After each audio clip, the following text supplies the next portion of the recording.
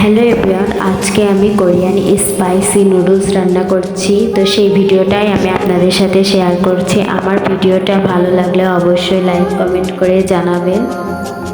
তো প্রথমে আমি এখানে একটা কোরিয়ান নুডলস নিয়েছি।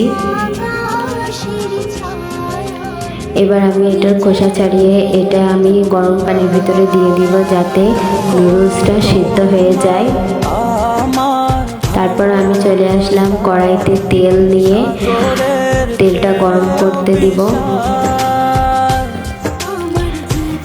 আমি অনেক আগে কিন্তু সব কিছু গুছিয়ে নিয়েছি, যাতে আমার কোনো সমস্যা না হয় রান্নার ক্ষেত্রে।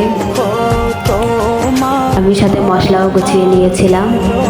তারপরে এখানে আমি প্রথমে ডিমটা ভেজে নিব এক পাশ করে। আমি মোটে একটু ডিমটা উল্টাবো না। আমার ডিমটা দেখুন কত সুন্দর করে ফুলে গিয়েছে। তারপরেও তেলটা আমি অনেক প্রচণ্ড গরম করে নিয়েছিলাম।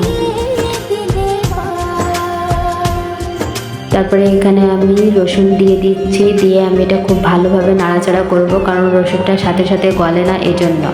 তারপরে আমি এখানে পেঁয়াজ, টমেটো এবং 2টা আস্ত কাঁচা ঝাল দিয়ে দিচ্ছি।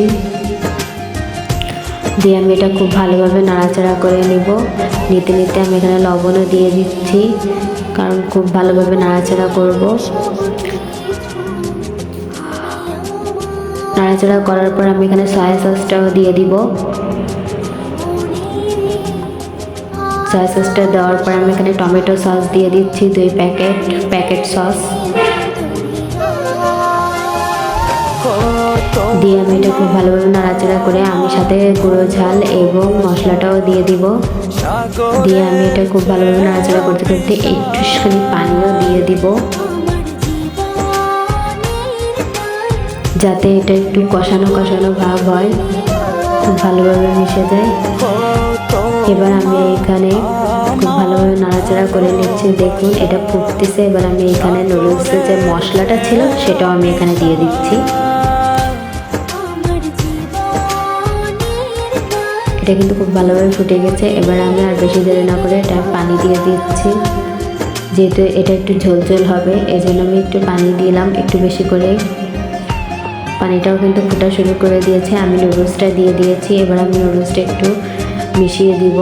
নুডলসটা কিন্তু সিদ্ধ, রাঁধতে বেশি টাইম লাগবে না। এবার নুডলস দেখুন আমার নুডলসটা কিন্তু হয়ে গিয়েছে, বেশি টাইমও লাগেনি। এভাবে সিদ্ধ করে নিলে কিন্তু তাড়াতাড়ি হয়ে যাবে। এবার দেখুন আমি একটু ডেকোরেশন করার জন্য টেবিলে নিয়ে আসলাম। দেখুন আমার নুডলসটা কত সুন্দর লাগছে দেখতে।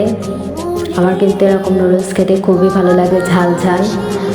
আপনারা চাইলেও ট্রাই করতে পারেন। যে কোনো নুডলস দিয়ে এরকম কোরিয়ান নুডলস বানানো যাবে, প্রবলেম নাই। শুধু চাল অ্যাড করে দেবেন, আর এরকম পানি রাখলে রাখবেন, না রাখলে সেটা আপনার ইচ্ছা। আল্লাহ হাফেজ।